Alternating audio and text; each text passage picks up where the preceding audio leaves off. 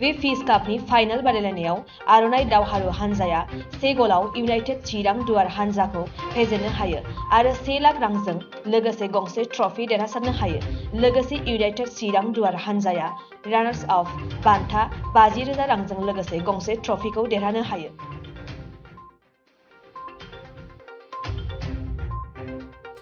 लोगोसे बे हानजानिनो लैथो बसुमतारीनो साबसिन गेलेगिरिनि बान्था 10,000 रां आरो बांसिन गल सोग्रा गेलेगिरि सायख'नानै 5,000 रांजों लोगोसे ट्रफीबो गथायनाय जायो।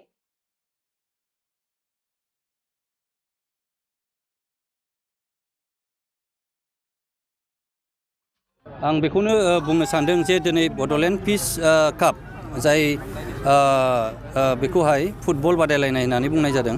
थ' बियो जोबोद मोजां बा सान्थि माने मा जों बयबो मिथिगौ जे बिटिआर हालामाव 27 तारिख जानुवारि 2020 मोनसे एकर्ड जानानै थांदों।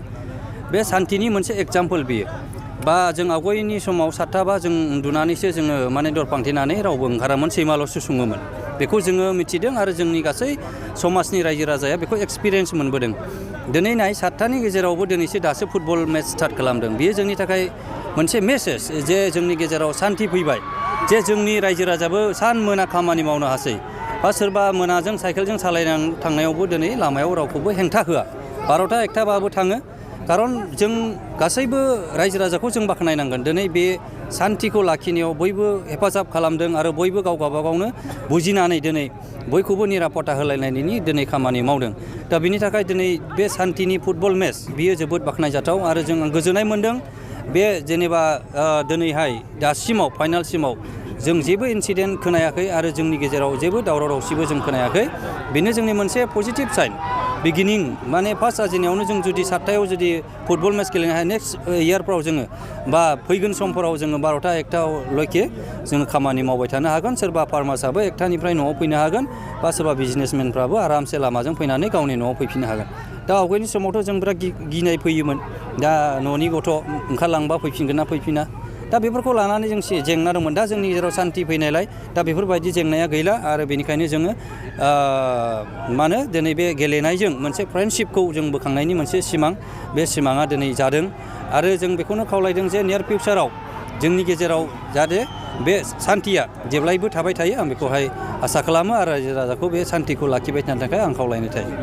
दिनै एक्सुवेलि जेनाखि जोबथा बादायलायनाय इउनाइटेड चिरां दुवार एफसिआ 1 गलाव जेननायखौ जोङो गनायनानै लानो हाबाय।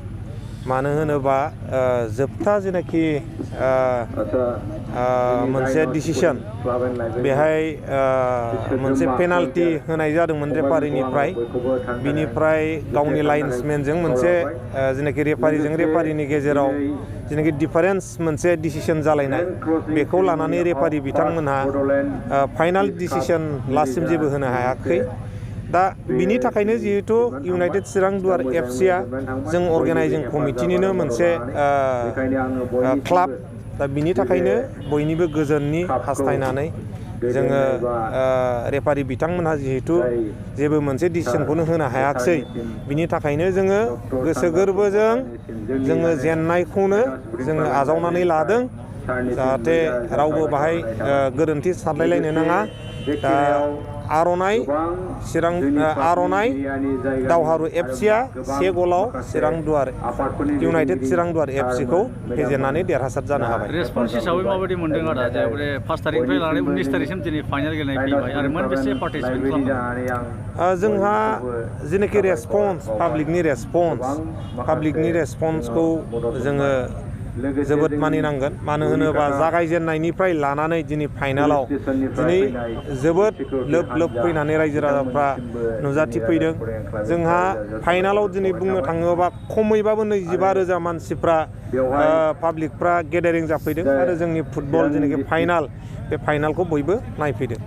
देरहानाय आरो जेननाय हान्जानो मा हरनाय जादों? देरहानाय हान्जानो जोङो नोगोद 1 लाख रां हरनाय जादों आरो जेननाय हान्जानो जायनाखि रानार्स आप बिथांमोननो जोङो 50,000 रां नोगोद 50,000 रां हरनाय जादों आरो जायनाखि बेस्ट प्लेयार बिथांनो 10,000 आरो जायनाखि टप स्करार बिथांनो जोङो 5,000 करि हरनाय जादों पुलिसफोरा फैनानै खोनायाखै गेजेर ससेयाव फैनानै पुलिसफोरा एसे डिस्टार्ब खालामदों बिनि सायाव पुलिसफ्रा जिहेतु पाब्लिकफ्रा एसेबाबो रेफारिमेन्टनि डिसिसन लानायाव जिहेतु गोबाव जादोंमोन बे गोबाव जानायाव पाब्लिकफ्रा एसेबाबो अधैर्य जानानै एसे एनै गन खुबैनाय मानायखौ नुनो मोन्दों बावनो एसे होस्रांनाय जादों आरो बेनिफ्राय बारा जेबो जायाखै बिदि लैहोर लैहोर फैनानै नैबे जोलुर बादायलायनायखौ नायफैदों बिनिफ्रायनो जोङो मोनसे मेसेज होनो हायो कि जोंनि यां जेनेरेसनखौ गेलेनायनि गेजेरजों जोङो गोजौ थाखोसिम लांनो हायो बिथांमोननि